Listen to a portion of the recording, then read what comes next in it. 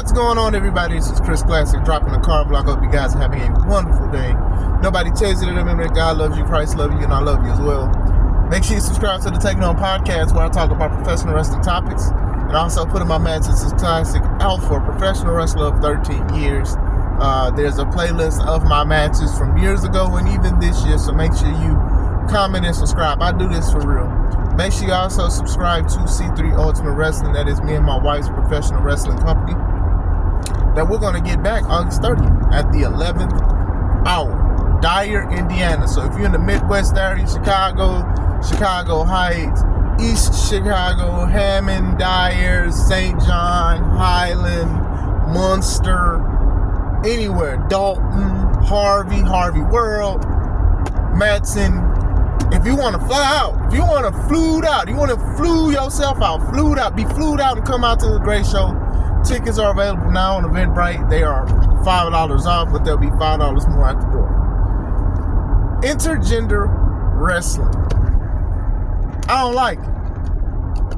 As a person who has partaked in probably 2 matches, no, probably 3 or 4. I've had mixed tag where I tagged with a woman. I've had a fatal 4-way where a woman was involved.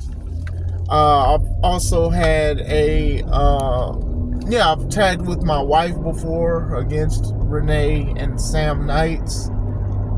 And I've faced my wife before in intergender matches. So I think that's 4. I don't like the current wave of intergender wrestling. The reason why I did a show called Guys vs. Gals is because I wanted to challenge myself to say we can have solid action in intergender, but we have never done it again. I know people are asking for it, and some people do want to run it back. And like I said, I'm all about certain things, and certain things have to go a certain way, right? All right, so my thing is this. Like, when you look at independence, some of the most viral matches have women. Low key, I know that we talk about like Sasha Banks and Charlotte and Mercedes Moné now, Sasha, Bailey, Becky, Paige, Women's Revolution and stuff like that. But that was obviously like to put more women on the map. And even in the independent scene, a lot of women were going against men, and these matches were getting millions of views, like millions, not just thousands, but millions. When you look at matches like Brian Cage versus Tessa Blanchard, or Brian Cage versus Jordan Grace, and I think Anthony Bowens versus Tessa Blanchard, they have millions of views. So people are looking at this stuff and they're emulating that because, one, they want the views, they want the subscriptions, they want the money, they want that kind of stuff.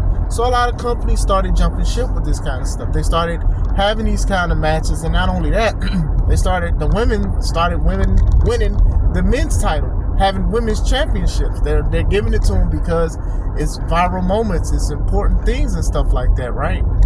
I still don't like it. I mean, look at Tessa Blanchard and look at Brian Cage.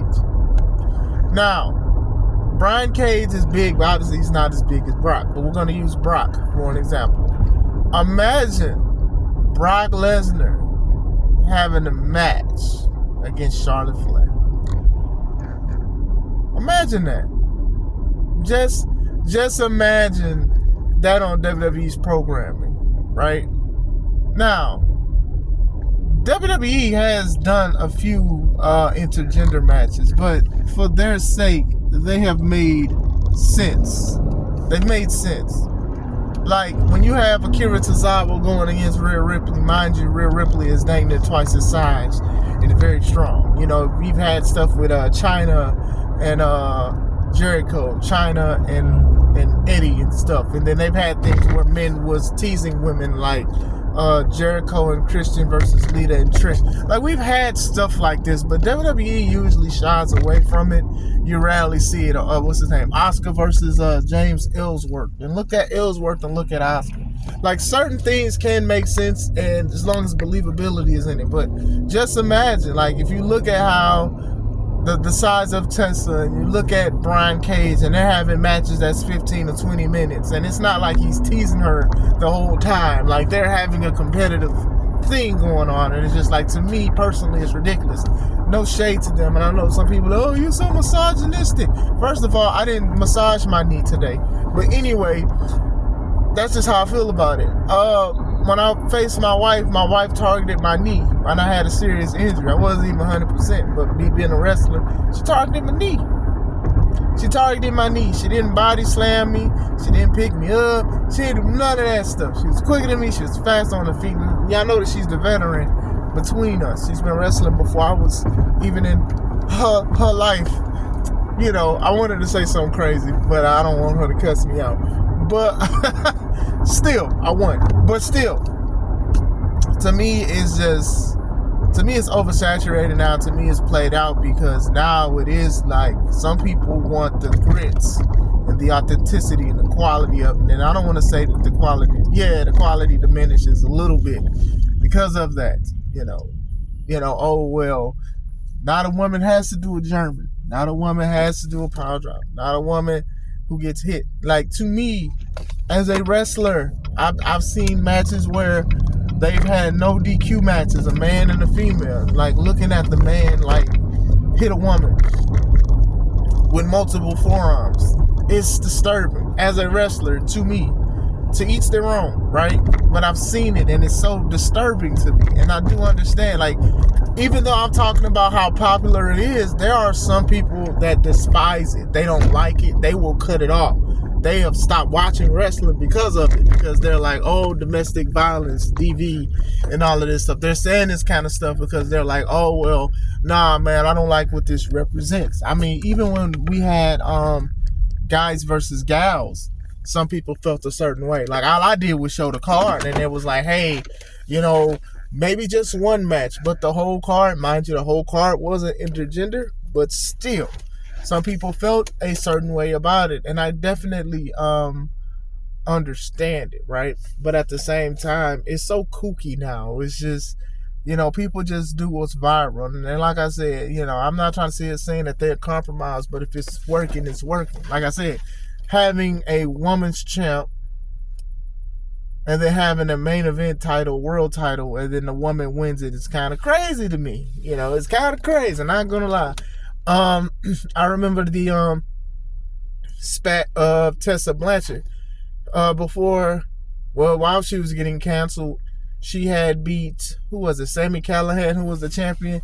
She beat him for the TNA world title, and she was the first women's world champion in TNA. And as that was supposed to be like a good moment, Tessa set women back 50 years because of the racial slurs that she was accused of saying to La Rosa Negra.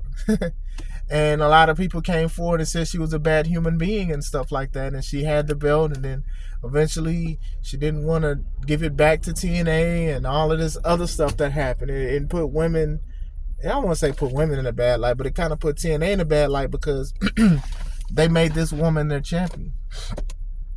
And this is what happened. This was your ROI, return of investment.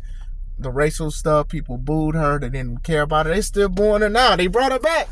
So still, not a big fan of intergender wrestling because sometimes it makes no sense to me. Majority of the time, it makes no sense. Honestly, like my guys versus gals, watch that.